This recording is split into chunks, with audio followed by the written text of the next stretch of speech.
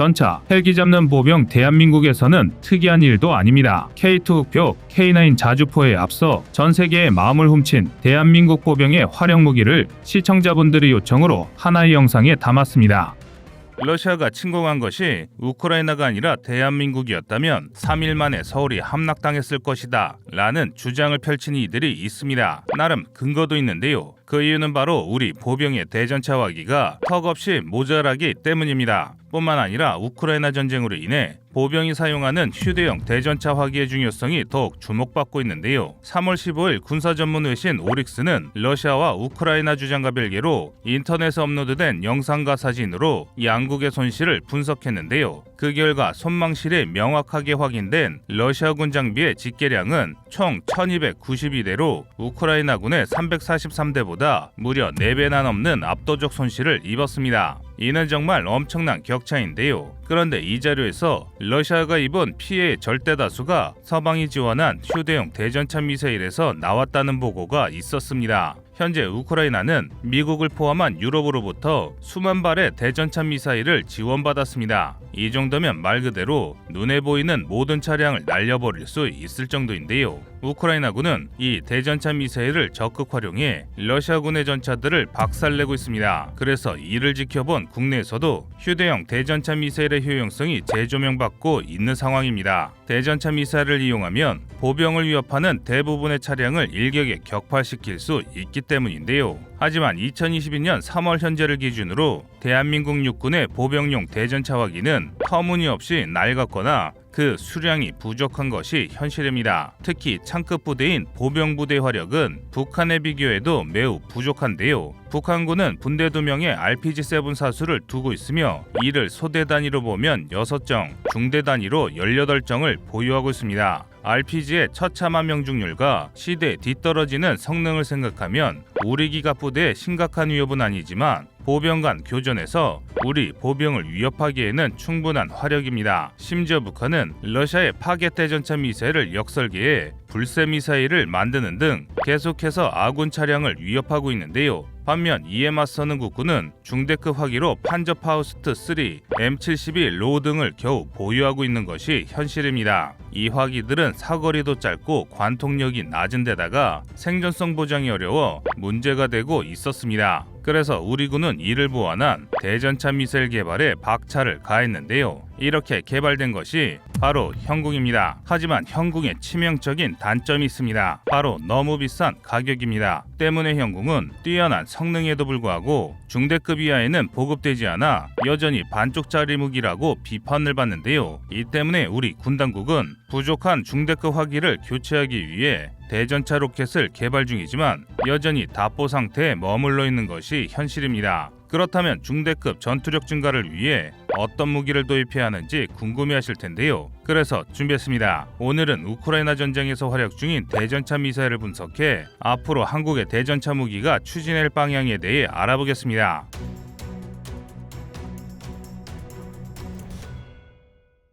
사실 대전차 미사일은 우리나라 환경에 딱 알맞은 무기입니다. 고지대에서 방어 진지를 편성해 방어하는 한국군 입장에서는 접근하는 적을 효율적으로 막아낼 수 있는 무기 체계입니다. 그런데 우리는 이미 제블린을 뛰어넘는 형궁이라는 고성능의 대전차 미사일을 개발해 이미 실전에 배치하고 있는데요. 우리 군은 형궁을 통해 침공해오는 북한군과 중국군의 전차를 일방적으로 압도할 수 있습니다. 형궁은 이스라엘의 스파이크 대전차 미사일 창고에 개발했습니다. 주로 무반동총과 토우, 메티스 M과 같은 노후화된 대전차 화기를 교체하기 위해 개발했는데요. 그런데 형궁의 성능이 너무 뛰어나 미국의 제블린과 비교해도 오히려 형궁이 대부분의 성능을 압도하고 있습니다. 현궁은 무려 900mm의 장갑 관통력을 지니고 있어 3.5세대 전차에도 유효한 타격을 줄 수 있는데요. 또 최신 조준 장치의 성능 또한 뛰어납니다. 조준 완료에 최소 30초가 소요되는 제블린과 달리 형궁은 수초만 조준하면 순식간에 조준이 끝납니다. 여기에 치명적인 탑어택 공격 방식도 탑재해 현존하는 모든 전차를 파괴할 수 있습니다. 게다가 형궁은 가성비와 경량화 측면에서도 매우 뛰어난데요. 현궁의 무게는 약 13kg으로 22kg에 달하는 제블린보다 무려 9kg이나 가벼워 경량화에 성공했고 가격도 발당 약 1억 원으로 2억 원인 제블린의 절반밖에 안 합니다.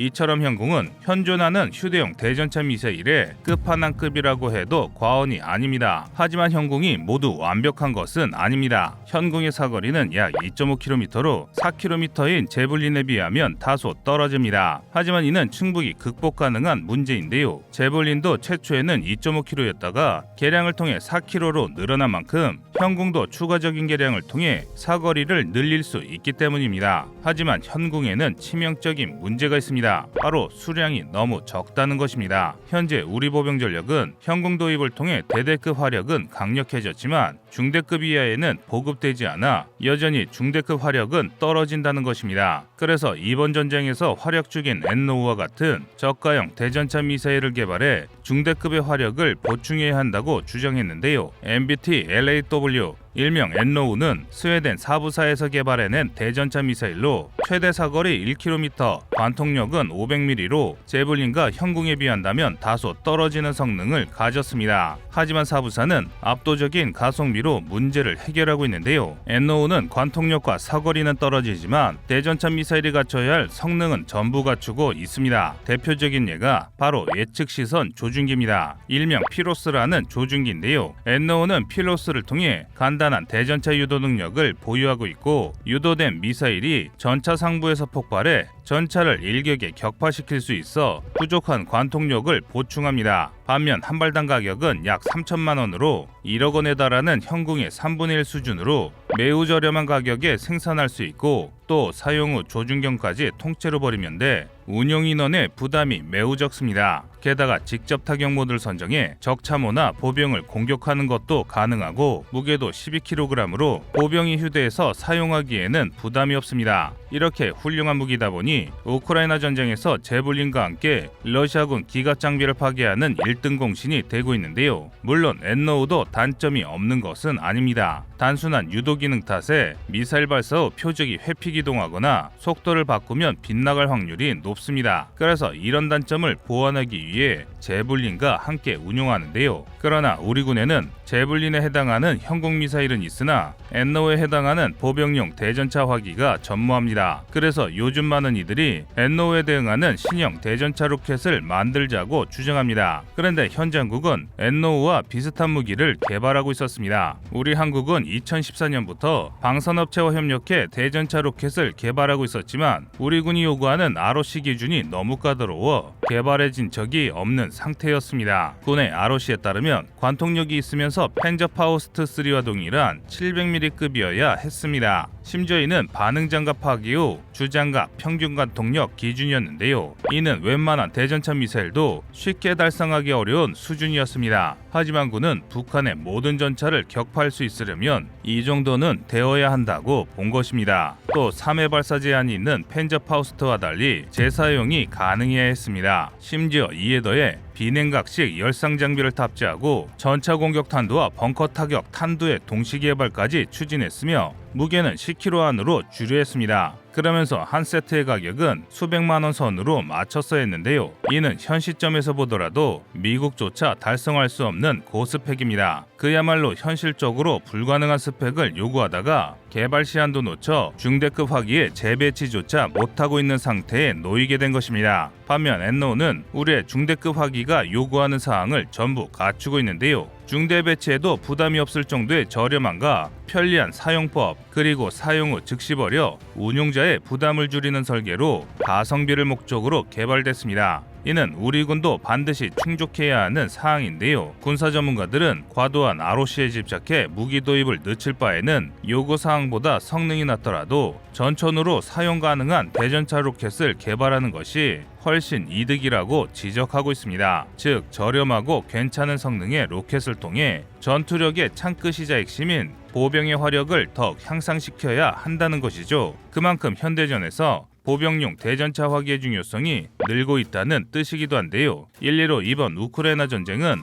가히 대전차 미사일 전쟁이라고 불러도 될 정도로 대전차 미사일들이 맹활약하고 있습니다. 현재까지도 우크라이나군은 서방 국가들에게 지원받은 대전차 미사일로 러시아군의 진격을 저지시키며 전쟁의 판세를 뒤엎으려 노력하고 있습니다. 우크라이나가 러시아를 상대로 선전할 수 있었던 이유는 사전에 유리한 지점을 점령하고 방어선을 구축해 적의 접근을 기다리다가 대전차 화기를 사용해 선제 공격을 가한 전술이 주요했는데, 이런 기습 효과로 인해 러시아군은 더 큰 피해를 볼 수밖에 없습니다. 게다가 대전차 미사일로 일격의 선두 장비를 파괴해 러시아군의 발을 묶어 지속적인 피해를 줄 수 있습니다. 즉, 대전차 미사일은 공격 부대도 사용하기 좋지만 특히 방어 부대가 활용하면 몇 배는 더 효율적으로 사용할 수 있는 무기 체계입니다. 그래서 이번에 미국이 지원한 제볼린 미사일은 일명 세인트 제볼린으로 불리며 우크라이나의 수호신으로 추앙받고 있을 정도입니다. 1989년 미국에서 개발된 FGM-148 제블린은 전차보다 긴 4km의 사거리를 가지고 있습니다. 관통력은 600mm로 그리 뛰어나진 않지만 탑어택이라는 독특한 공격 방식을 통해 전체의 약점인 상부장갑을 노려 일격에 현존하는 모든 전차를 파괴할 수 있습니다. 그야말로 제블린은 무시무시한 성능을 가진 고성능 미사일이라고 할 수 있는데요. 그런데 이런 제블린도 한때는 퇴출해야 한다는 이야기가 나올 정도였는데, 그 이유가 바로 비싸고 효용성 없는 애물단지라는 악평을 받았기 때문입니다. 그러나 이제는 아닙니다. 한때 비싸고 쓸모없는 장비라는 소리를 듣던 제블린은 이번 우크라이나 전쟁에서 그야말로 물 만난 물고기처럼 러시아군의 전차를 사냥하고 있습니다. 드디어 원래 상대해야 할 적을 제대로 찾은 것인데요. 이처럼 현대전장은 예측하기 어려운 여러 상황으로 인해 아무리 우수한 무기라 해도 평가가 극명하게 갈립니다. 더 정확히 말하면 압도적인 성능의 무기 하나보다 다용도로 사용할 수 있는 범용성 있는 무기가 더 실효성이 있다는 것입니다. 이는 이번 우크라이나 전쟁을 통해서 증명됐는데요. 현재 한국은 현궁이라는 훌륭한 대전차 미사일은 만들었지만 비싼 가격으로 제 성능을 다하지 못하고 있습니다.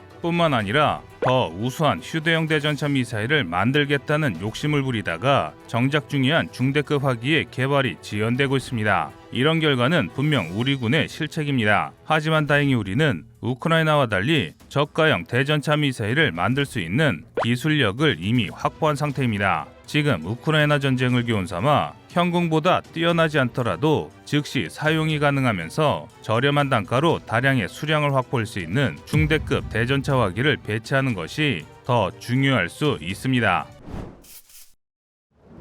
우리나라의 신궁은 적당한 가격과 훌륭한 성능으로 국산에 성공한 대표적인 무기 체계입니다. 게다가 지난 2016년에는 적외선 탐색기도 국산으로 교체해 95%의 국산화율을 보이고 있는데요. 이 정도 대공 무기를 완전 국산화하는 데 성공한 나라는 세계에서도 그리 많지 않습니다. 그만큼 한국의 유도무기 기술력은 불과 10여 년 동안 다른 나라와는 비교할 수 없을 정도의 비약적인 발전을 했는데요. 하지만 과거 대한민국은 신궁 개발 이전까지 다양한 나라의 휴대용 대공 미사일을 수입해 사용했습니다. 대표적인 사례로는 영국의 제블린, 프랑스의 미스트랄, 미국의 스팅어, 심지어 러시아의 이글라까지 정말 다양한 미사일을 혼용했습니다. 그러던 중 1990년대부터 이들의 장점을 한데 모은 한국형 대공 미사일의 개발을 추진했는데, 그 결과로 나온 것이 바로 신궁입니다. 신궁은 미스트랄과 같은 거치형이지만 전체적으로는 이글라를 닮은 특이한 외관을 가지고 있습니다. 신궁의 사거리는 최대 7km, 속도는 마하 2로 다른 미사일과 비교해도 전혀 뒤지지 않는 성능을 갖고 있습니다. 그러면서도 가격은 약 2억 원으로 4억 원에 가까운 스팅어보다 훨씬 저렴합니다. 또한 명중률도 굉장히 뛰어난데요. 외산 무기인 스팅어 이글라의 명중률은 60%밖에 안 되지만 신궁은 무려 90%의 명중률을 자랑합니다. 세계 최고의 명중률을 자랑하는 미스트랄이 95%라는 점을 감안하면 한국의 신궁이 그 다음 가는 명중률을 자랑하는 것입니다. 신궁이 이처럼 높은 명중률을 자랑하는 이유는 거치형 미사일이기 때문인데요.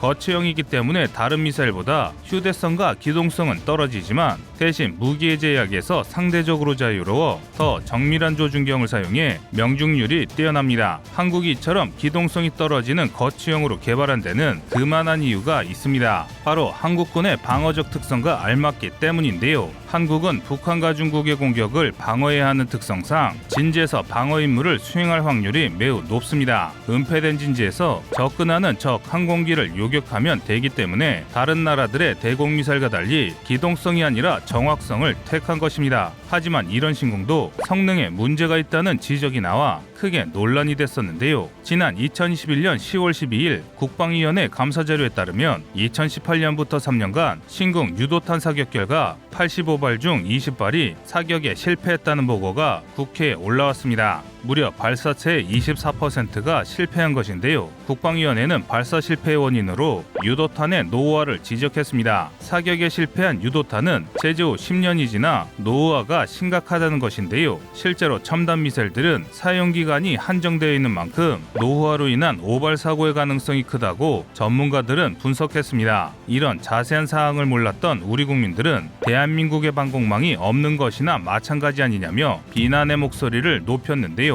이럴 바에는 우크라이나 전쟁에서 활약한 스팅어 미사일을 대량 도입해 방공망을 더욱 촘촘히 해야 한다고 비난하기도 했습니다. 하지만 이는 유도무기 특성에 대해 전혀 알지 못해 벌어진 일입니다. 사실 신궁의 활용도는 여전히 뛰어납니다. 노후화로 인한 발사 실패는 있었지만 그건 신궁에 장착된 센서의 노후화로 발생된 문제지 성능이 떨어져서 벌어진 사건이 아니란 것이죠. 사실 대한민국은 미국으로부터 고가의 유도미사일을 들여오면 2-3년 간격으로 각종 센서를 점검받고 교체를 하는데 신궁은 이런 작업이 미흡했던 게 사실입니다. 이와 더불어 다른 문제도 있습니다. 신궁은 배치된 지 20년이 다 되어 가는데 여태까지 아무런 개량이 없었다는 것입니다. 이렇게 되면 지나는 항공기를 전혀 따라잡지 못하게 돼 결국 도태될 것입니다. 방산무기는 변화하는 전장 환경에 맞춰서 지속적인 개량 작업을 해야 합니다. 그 대표적인 사례가 미국의 스팅어입니다. 스팅어는 개발된 지 엄청 오래된 무기이지만 지속적인 개량을 추진하고 있는데요. FIM-92 스팅어는 미국이 1970년대에 개발하고 1980년부터 배치를 시작한 대표적인 휴대용 미사일입니다. 초기의 스팅어는 사거리 4.8km에 근접 신간도 없었습니다. 현재 기준으로 따진다면 굉장히 구식 장비였는데요.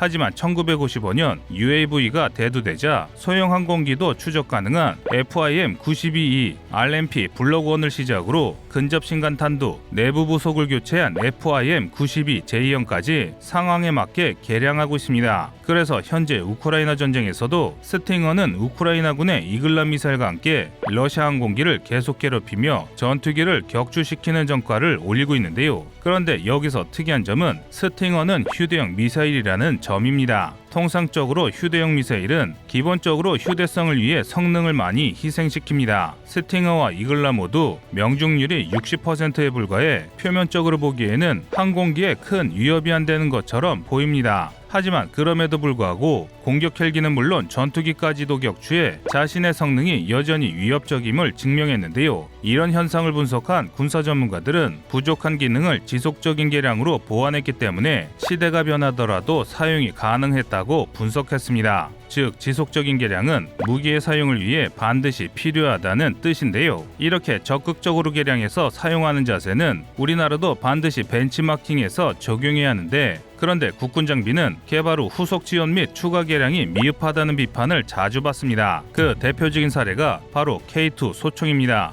1985년부터 배치된 K2 소총은 무려 30년이 지난 2017년이 돼서야 겨우 첫 번째 개량형인 K2C1이 개발될 만큼 우리 국방부는 개량에 다소 인색하다는 비판을 받았습니다. 그나마 소총은 개량이 없더라도 지속적인 사용이 가능하지만 대공미사일은 추가적인 개량이 없다면 분명 사용에는 한계가 있습니다. 큰 체계가 변하지 않는 개인화기와 달리 날이 갈수록 진화하는 항공기를 상대하기 위해서는 상황에 맞는 개량이 필요한데요. 그래서 많은 군사 전문가들이 비용이 들더라도 대공미사일의 개량은 반드시 필요하다고 주장합니다. 때문에 한국의 신궁도 마찬가지로 휴대용 대공미사일로 개량해서 보병여단급에도 대공미사일을 배치해야 한다고 덧붙였는데요. 휴대용 대공미사일의 존재만으로도 적의 제공권 장악을 방해하는 엄청난 효과를 불러올 수 있기 때문입니다. 앞서 설명해드렸다시피 휴대용 대공 미사일의 명중률은 약 60%로 크게 위협적이진 않습니다. 하지만 대공 미사일을 가지고 있는 것만으로도 상대방은 격추의 위험 때문에 공격에 매우 신중해질 수밖에 없습니다. 즉 상대방의 공중 공격을 억제하기 위해서라도 휴대용 대공 미사일이 반드시 필요한 것입니다. 하지만 우리나라의 방공자산의 수량은 매우 부족한 것이 현실입니다. 당장 북한군의 편지와 비교해도 우리나라의 방공자산은 턱없이 부족한데요. 북한은 평시에도 보병연대에야 고속유도탄 소대를 편제해 두고 있습니다. 여기에 사단에는 고사포대대가 편제돼 큰 규모의 방공자산을 갖고 있습니다. 비록 북한의 방공자산이 노후화가 심각해 우리 공군을 위협할 수 없더라도 근접 항공 지원을 실시해야 하는 공격기들은 이런 방공무기 때문에 공격에 신중해질 수밖에 없는 것이죠. 이에 반해 우리 국군은 보병여단급의 방공소대가 없고 사단 직할때 있는 방공중대에서 파견 나온 인원들로 방공망을 편성하고 있습니다. 이는 항공전력이 없는 것이나 마찬가지인 북한 공군을 상대로 유효할 수 있지만 압도적인 물량을 갖고 있는 중국을 상대로는 매우 부족할 수밖에 없습니다. 그래서 우리도 신공을 개량해 지금보다는 성능이 다소 떨어지더라도 휴대용 대공미사일을 대량 양산해 보병여단에 배치해야 한다고 주장하는 이들이 늘고 있습니다. 이는 중국 공군이 국군의 부대를 함부로 공격할 생각조차 할 수 없도록 만들자는 것입니다. 현대항공기는 시간이 지날수록 첨단 기술을 무장해 예측이 어려울 정도로 크게 발전하고 있습니다. 한국은 과거 20년 전에 신궁이라는 훌륭한 무기를 개발했고 양산과 배치까지 전부 완료했지만 이후 이를 개량하지 않아 시대에 뒤떨어지는 무기로 남게 했습니다. 하지만 이번 우크라이나 전쟁을 계기로 우리가 만든 신궁을 우리의 기술로 더 개량한다면 휴대용 대공무기로도 개발할 수 있습니다. 현대전에서 국가 간 전면전으로 발생한 전쟁은 사실 그리 많지 않습니다.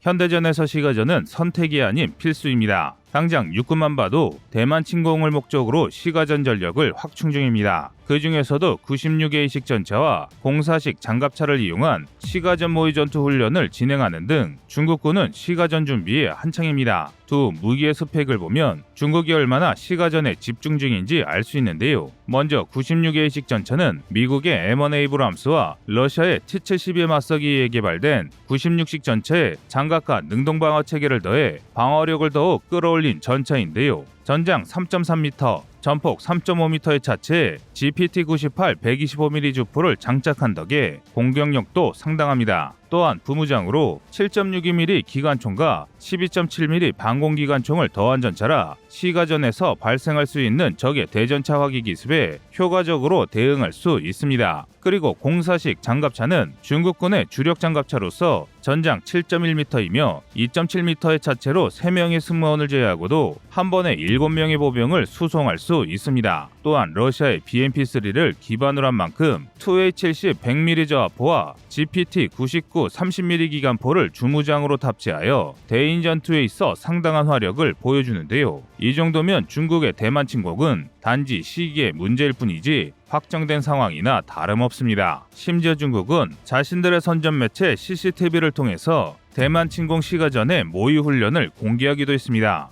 영상 속에서 중국군을 상징하는 230명의 홍구는 96A식 전차와 04식 장갑차 30대를 이끌고 대만군을 상징하는 70명과 6대의 방어 목적 전차를 무력화했는데요. 청군이 설치한 지뢰와 각종 장애물을 제거하면서 도시를 점령하는 데 필요한 시간은 고작 3시간이었습니다. 아무리 자신들의 시가전 능력을 과시하기 위함이라고 해도 이는 상당히 위협적인 성과인데요. 이에 대만의 군사 전문가 또한 사우스 차이나 모닝포스트를 통해 중국군은 최근 몇 년간 시가전 훈련에 집중해왔다라면서 96A 전차는 대만의 복잡한 지형에서 전투를 수행하는 데 적합하며 04식 장갑차는 96A 전차와 합동작전을 수행할 수 있다라고 중국의 시가전 전력 향상에 대한 우려를 전했습니다. 반면 우리 군의 시가전 훈련 수준은 중국에 비해 훨씬 부족합니다. 군대를 전역하신 분들이라면 다들 아시다시피 제대로 된 시가전 훈련은커녕 총알을 퍼부으며 전진하거나 각종 상황에 대처하는 전술 사격에 대한 준비가 굉장히 부족합니다.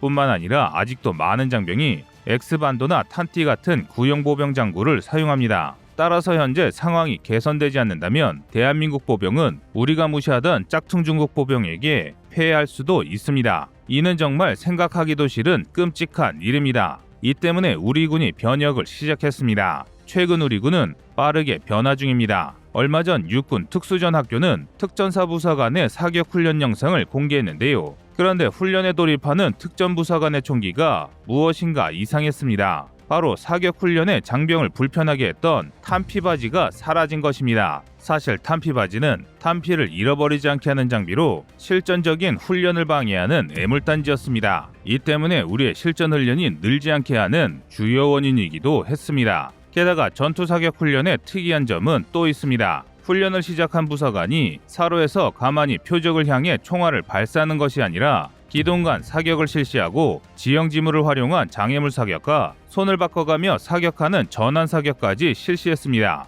게다가 소총의 총알이 모두 떨어지자 재빨리 권총으로 장비를 바꿔 사격을 가했는데요. 심지어 탄창에 무작위로 모의탄을 섞어 넣어 돌발적으로 발생하는 기능 고장에 대처하는 훈련까지 실전에서 벌어지는 모든 상황을 동시에 진행했습니다. 마치 헐리우드 영화에서 볼 법한 이 훈련은 최근 특서전학교의 정식 과목으로 자리 잡은 전투사격 훈련입니다. 이는 이른바 근접전투 기술로서 다수의 장애물과 실시간으로 급변하는 시가전 상황에 대응하기 위한 특수한 전투 기술입니다. 현재 미국의 특수부대를 중심으로 시가전 전력 증강의 핵심으로 평가받고 있습니다. 이는 분명 긍정적인 변화입니다. 하지만 우리의 특수부대 정도로는 부족합니다. 쪽수로는 중국 못지않은 북한 역시 보병 전력을 강화 중이기 때문인데요. 지난 4월 치러진 북한의 열병식에서는 시가전을 염두에 둔 듯 진일보한 북한의 특수부대가 등장해 한국과 서방 세계를 바싹 긴장하게 만들었습니다. 열병식에서 공개된 북한 특수부대는 대부분 AK-74에 기반한 88식 소총을 들고 중국제 야간 투시경을 착용하고 있었는데요. 하지만 해상저격여단으로 추정되는 특수부대는 시가 전용 위장 패턴이 들어간 군복을 입고 있었고 후방의 지휘소에 실시간으로 전쟁의 상황을 전달할 수 있는 멀티캠을 장착하고 있었습니다. 이는 기존의 중국이 자국의 열병식에서 선보였던 장비와 상당히 흡사합니다. 그런데 무엇보다 큰 변화는 이들이 들고 있는 주무기가 바로 불법식 소총이었다는 점입니다. 불법식 소총은 탄창을 후방으로 옮겨 소총의 뒤쪽에서 장전이 이루어지게 만든 방식의 소총으로 전체 길이는 짧지만 총열 길이는 그대로라 명중률을 유지하면서도 시가지에서 활동 반경이 자유롭다는 게 특징입니다. 하지만 설계가 상당히 복잡하다는 게 단점입니다. 때문에 다수의 군사 전문가들은 해당 소총이 중국의 QBG-97이라는 분석을 내놓고 있습니다. 즉 중국이 북한의 보병 전력 강화에 직접적으로 개입하고 있다는 것입니다. 만약 이것이 사실이라면 중국은 직접적인 무력 도발만 안 했지 한반도 침략 계획을 북한을 대신해 현재도 진행하는 것과 다를 바 없다는 것입니다. 그래서 우리 군 역시 발빠르게 태세를 전환 중입니다. 육군 37보병사단은 아예 시가전을 목적으로 태스크포스를 구성하기까지 했는데요. 심지어 실전 가치에 대한 가까운 환경을 갖추기 위해 폐건물을 시가전 전용 훈련장으로 개조하기까지 했습니다. 37사단의 근접전투기술훈련은 오는 9월 치러지는 육군과학화 전투훈련단 훈련에서 훈련 모델을 검증받을 예정인데요. 여기서 우수한 평가를 받으면 시가전 훈련이 정군으로 확대될 전망입니다. 아직 일반 대중에게 알려지지 않았지만 대한민국 육군 부대 중에는 이미 시가전 전술을 실전에 적용하고 있는 부대도 있습니다. 바로 수도방위사령부의 제52사단 기동대대 일명 두더지 부대입니다. 52사단의 주 임무는 전력망, 통신망, 수도관 등이 지나는 지하공동구의 방어입니다. 52사단은 한 달에 2회씩 좁디 좁은 지하공동구로 내려가 훈련을 받는데요. 장소가 워낙 협소하기 때문에 방탄방패를 이용한 실전 훈련 등을 진행하며 현재 대한민국 육군의 일반 부대 중 최고의 시가전 전투력을 자랑하고 있습니다. 그런데 여기서 한 가지 의문이 생기는데요. 대한민국과 미국은 중국처럼 전차와 장갑차를 이용한 시가전 훈련을 진행하지 않는다는 것입니다. 사실 여기에는 그만한 이유가 있습니다. 바로 실제 시가전에서는 생각보다 전차와 장갑차의 효용성이 떨어진다는 것입니다. 이를 가장 잘 보여주는 게 제2차 세계대전 당시 치러진 나치 독일과 소련의 스탈린그라드 전투입니다. 강력한 기갑 전력을 자랑하던 나치 독일은 당연히 스탈린그라드까지 수많은 전차를 이끌고 진격했는데요. 그러나 정작 스탈린그라드에 도착했을 때는 전차의 위력을 10분의 1도 발휘하지 못했습니다. 지상군 돌입을 위해 쏟아부은 폭격으로 건물이 무너지고 땅이 파여 도저히 전차가 진격할 수 있는 상황이 아니었기 때문입니다. 결국 스탈린그라드 전투는 최소한의 규모로 이루어진 분대 전투가 될 수밖에 없었습니다. 이처럼 보병의 전투력은 21세기 미래전장에서도 굉장히 중요합니다. 일례로 미국 또한 이를 염두에 둔 듯 시가전 전력 증강에 열을 올리고 있습니다. 중화기 전력을 충분히 갖춘 미군은 보병 전력을 강화하기 위해서 시가전 훈련소를 신설하는 등 여러 방면에서 노력하고 있습니다. 심지어 미군은 북한을 적으로 상정하고 지하갱도 훈련도 마다하지 않고 있는데요. 전 세계 1만 개의 대규모 지하군사 시설 중 북한에만 이미 4,800개의 지하군사 시설이 있는 것으로 알려져 있기 때문입니다. 현재 대한민국을 위협하는 중국과 북한은 보병 전력을 빠르게 현대하고 있습니다. 하지만 우리 군이 갖춰왔던 그동안의 준비태세는 대한민국의 적성국을 압도할 정도로 준비되지 않은 게 사실입니다. 이를 위해서는 1960에서 70년대 구축한 전술교류의 보완이 불가피한데요. 이번 우크라이나 전쟁에서 증명된 것이 하나 있습니다. 아무리 강력한 화력을 쏟아붓더라도 시가전을 정복하지 못하면 그 전쟁은 절대 이길 수 없다는 것입니다. 다행히 현재 우리 육군은 부족하지만 현대전에 맞는 군을 육성하기 위한 새로운 움직임을 보이고 있습니다.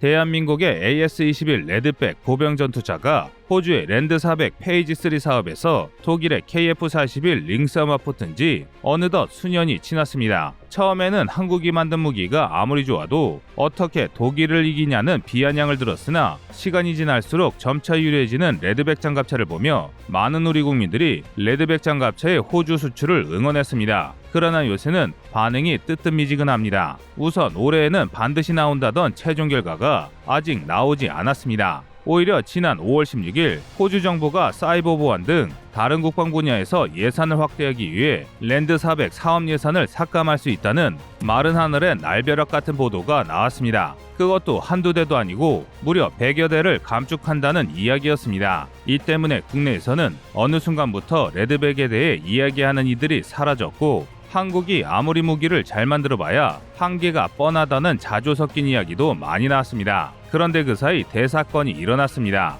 바로 폴란드와 대규모 방산거래가 성사된 것입니다. 폴란드가 1000대의 K2 전차와 672대의 K9 자주포 그리고 48대의 FA-50이 포함된 19조 원 계약에 사인하면서 한국이 탑5 방산 수출국을 눈앞에 두게 된 것입니다. 이렇게 상황이 반전되자 많은 이들이 크게 환호했는데요. 호주 육군 역시 한국의 제주 능력에 감탄하고 있으며 레드백을 아주 절박하게 원하고 있습니다. 그동안 독일이 우세하다는 이야기가 많았기 때문에 이게 무슨 뚱딴지 같은 소리인가 싶으시겠지만 사실 현재의 독일은 장갑차를 생산하기 어려울 정도로 처참하게 제조업이 무너졌습니다. 그래서 이 사실을 아는 호주가 한국을 우선 협상 대상자로 꼽은 것입니다. 그리고 레드백을 더욱 원하는 이유는 호주의 M113 때문인데요. M113은 베트남 전쟁이 한창이던 1960년대 개발되고 양산된 보병 수송차로 전장 4.9m, 전폭 2.7m, 전고 1.8m, 차체 중량 12.3톤인 병력 수송 장갑차 APC입니다. 알루미늄으로 제작된 장갑으로 7.62mm 기관총을 방어할 수 있어서 당시로서는 꽤 쓸만한 장갑차였는데요. 그러나 시간이 지남에 따라 이제는 전쟁 기념관에서나 볼 수 있는 역사 속 장비입니다.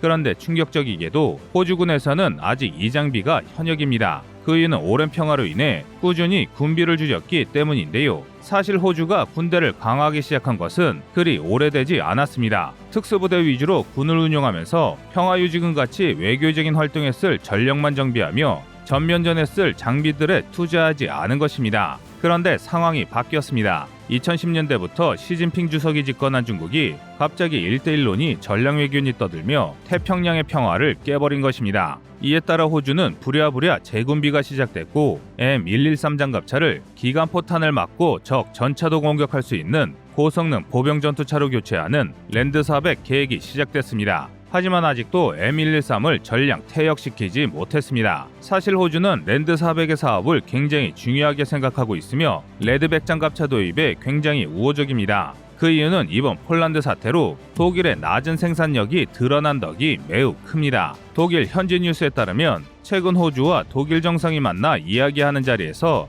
호주가 독일에게 복서 장갑차를 수출하겠다는 이야기가 나왔습니다. 이 때문에 전 세계가 발칵 뒤집혔습니다. 아무리 독일이 망했어도 자기들이 판 장갑차를 자기들이 수입하는 것이 말이 되지 않았기 때문입니다. 또 독일 국민들이 좋아할 리 없을 것이라고 모두 생각했습니다. 그런데 아니었습니다. 해당 기사에 달린 댓글 내용들이 충격적이었는데요. 그 댓글 내용에 따르면 우리가 능력이 안 되니 호주라도 끌어들여 장갑차를 구하자는 댓글이 많았습니다. 이는 그만큼 지금의 독일 방산 역량이 처참히 붕괴됐다는 방증입니다. 그런데 이 회담으로 인해 호주 육군 상층부에서 한국의 레드백으로 선택지를 결정한 것으로 알려졌는데요. 만약 독일의 링스가 된다면 호주는 심각해집니다. 그 이유는 독일의 제군비로 인해 무기 공급이 지연되기 때문인데요. 이렇게 되면 호주 육군이 가뜩이나 오래된 M113 장갑차를 더 사용해야 해서 칠순잔치를 열어야 할 판이 됩니다. 호주 육군 입장에서는 어떻게든 바로 공급받을 수 있는 AS-21 레드백을 채택해 사업을 강행해야 합니다.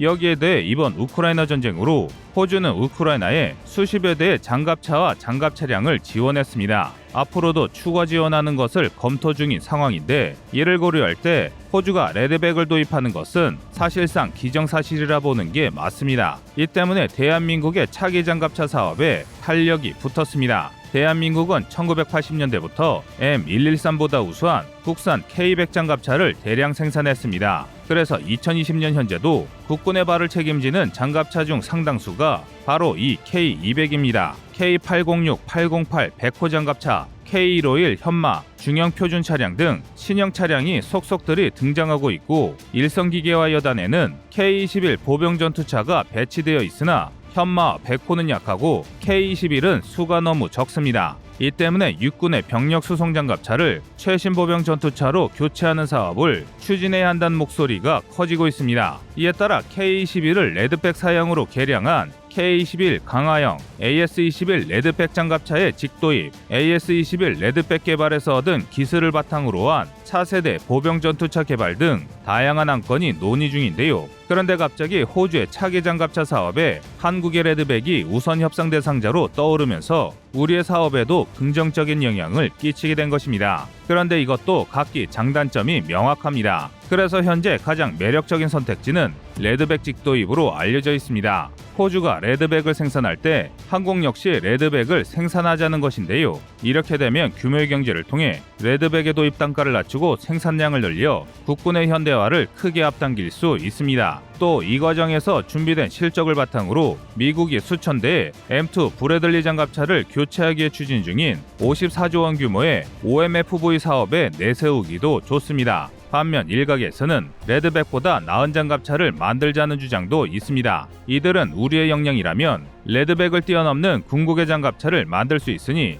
중국이나 일본이 깜짝거릴 생각도 못할 게임 체인저급 보병 전투차를 만들자는 것입니다. 너무 과한 것 아닌가 싶으시겠지만 그런데 아닙니다. 현재 한국에서는 괴물 장갑차를 만들 만한 사기적인 기술이 개발되고 있기 때문입니다. 실례로 한국은 2026년까지 차륜형 장갑차에 연료전지를 탑재해 전기 추진을 시험하고 대전자전, 적외선 레이더 추정 미사일에 대한 교란, 각종 물리협에 대한 복합 방어가 연구되고 있습니다. 그리고 거의 대부분의 연구가 2021에서 2022년에 시작돼서 2020년대 중반 마무리됩니다. 따라서 지금 장갑차 개발을 결정하면 2030년 이전까지 시제품을 개발하고 2030년대부터 양산하는 것이 가능합니다. 그런데 이렇게 탄생한 차세대 보병 전투차의 스펙이 어마무시합니다. 우선 장갑 수준은 레드백 이상으로 달립니다. 그리고 레드백이 쓰는 고무궤도, 사방을 증강현실로 파악할 수 있는 아이언비전 등 각종 센서도 당연히 탑재됩니다. 오히려 복합능동 방어로 더 강화되는데요.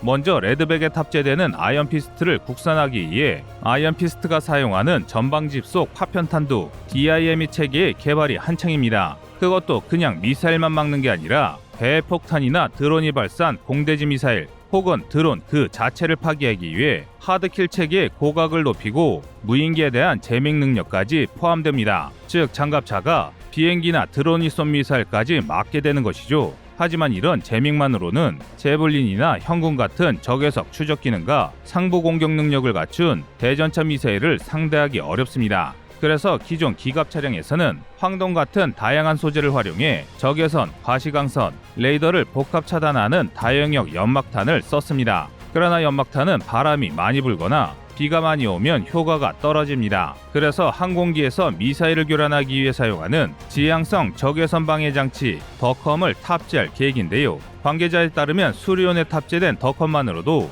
형궁을 제밍하는 게 가능합니다. 만약 여기에 레이저로 상대를 조준하는 레이저 추적을 감시할 수 있는 레이저 경보 장치 LWR이 추가되면 이론상 무적외 방어 체계가 완성됩니다. 그리고 놀랍게도 한국은 이 LWR 기술도 보유하고 있습니다. 아직 끝이 아닙니다. KAV2 개발 과정에서 거의 완성된 40mm CTA4를 탑재한다면 철갑탄을 사용했을 때 북한판 T-62 천마와 같은 2세대 전차를 정면 상대할 수 있습니다. 이는 측면 공격만 가능한 K-21에서 크게 개선된 성능인데요. 한마디로 계획대로 개발이 이루어질 경우 한국의 차세대 보병 전투차는 구식 전차를 때려잡고 미사일을 방어하며 전자전도 견디는 무적의 방패가 됩니다. 많은 예비역 군인들은 2톤반과 5톤 트럭에 대한 아주 고통스러운 기억들을 가지고 있습니다. 핸들에 조향각이 작아서 일반 차량보다 차를 크게 돌려야 하는 데다 에어컨이 없어서 한여름에는 땀을 뻘뻘 흘리고 또 한겨울에는 추위에 벌벌 떨어야 합니다. 오래된 차량답게 고장 역시 작고 관리가 아주 까다로운 건 덤이었는데요. 그런데 이제 2톤반은 옛 추억만으로 남게 됐습니다. K511, K711 등 국군의 군용 트럭들이 새로운 차량으로 전부 교체될 예정이기 때문입니다.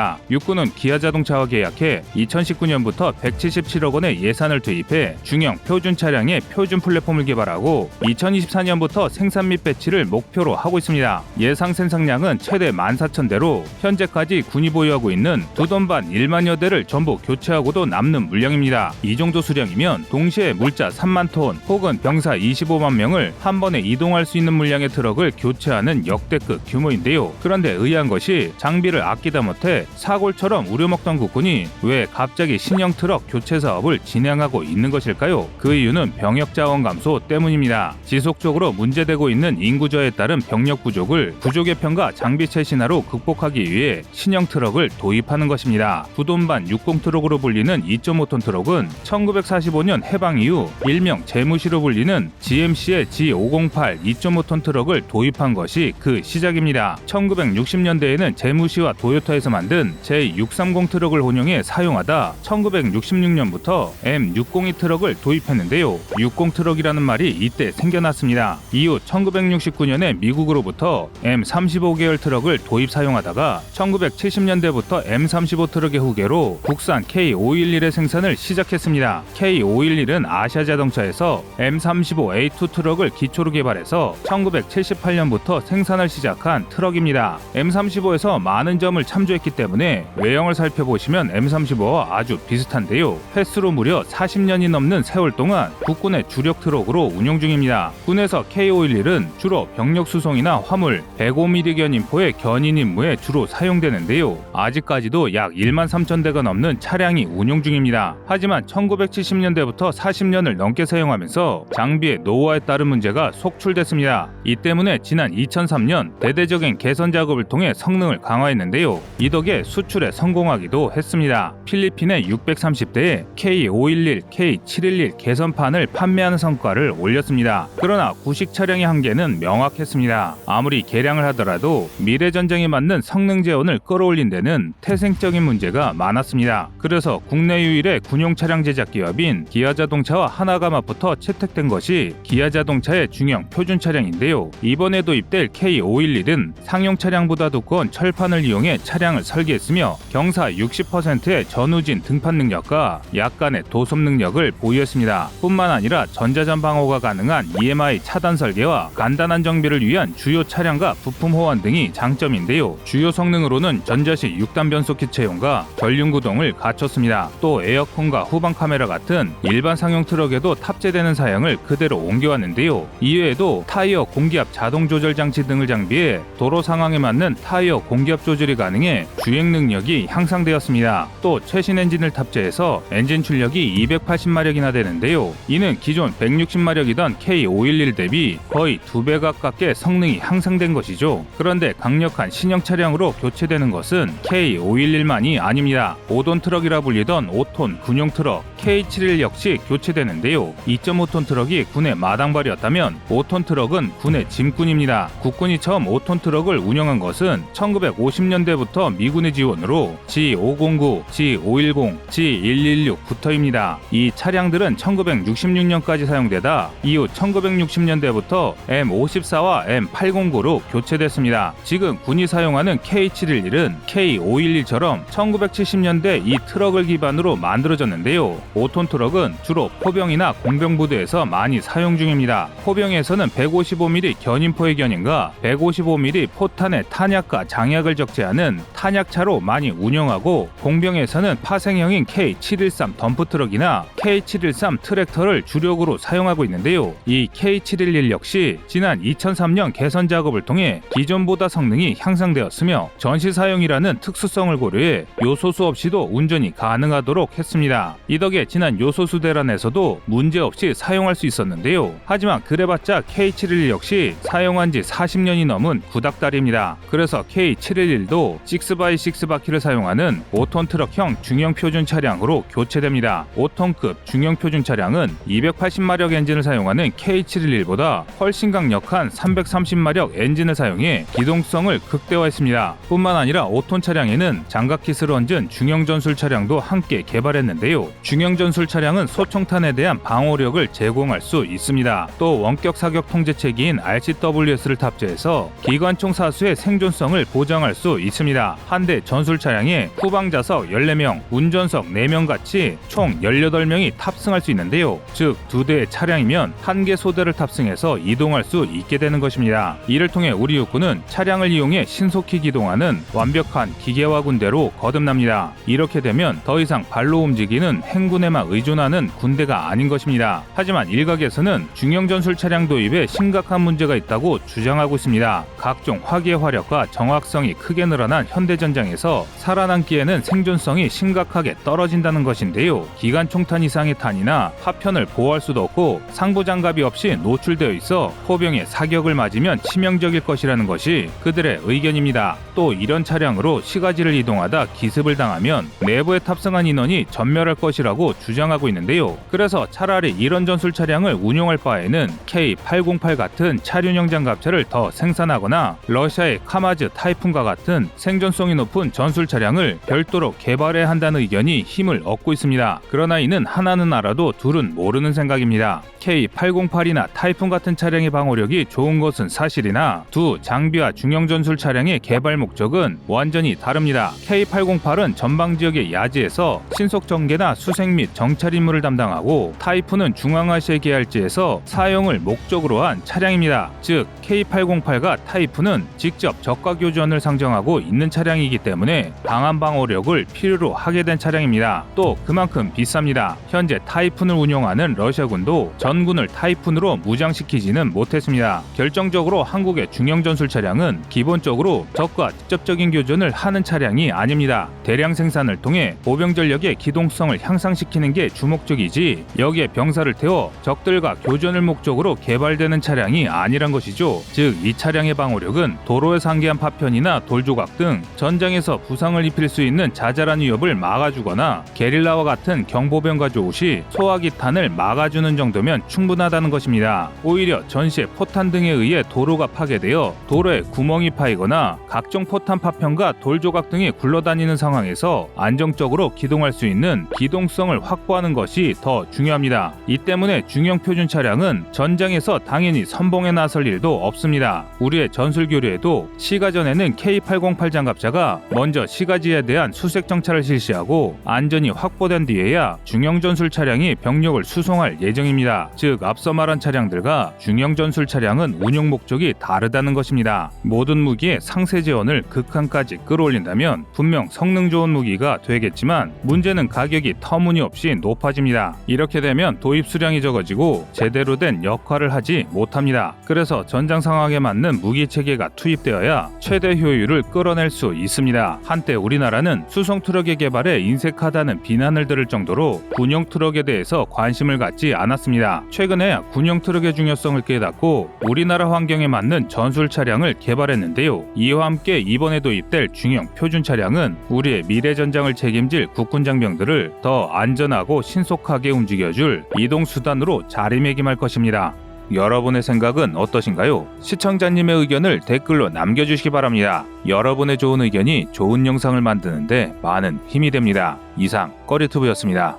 안녕하세요, 꺼리튜브입니다. 그동안 보내주신 사랑과 응원으로 1편 출간에 이어 이번에 꺼리튜브의 새로운 신작 세상에 밝혀지지 않은 현대무기 비하를 출간했습니다. 내용이 어려워 쉽게 다가서지 못했던 군사무기 이야기를 남녀노소 누구나 편하게 이해할 수 있도록 모아봤는데요. 그 누구도 알 수 없던 현대무기 비하의 숨겨진 이야기를 이제 온라인 서점이나 가까운 서점에서 만나볼 수 있습니다. 또 전문적인 군사무기 이야기를 알고 싶다면 꺼리튜브 1편인 대한민국 육해공 군사무기도 준비되어 있습니다.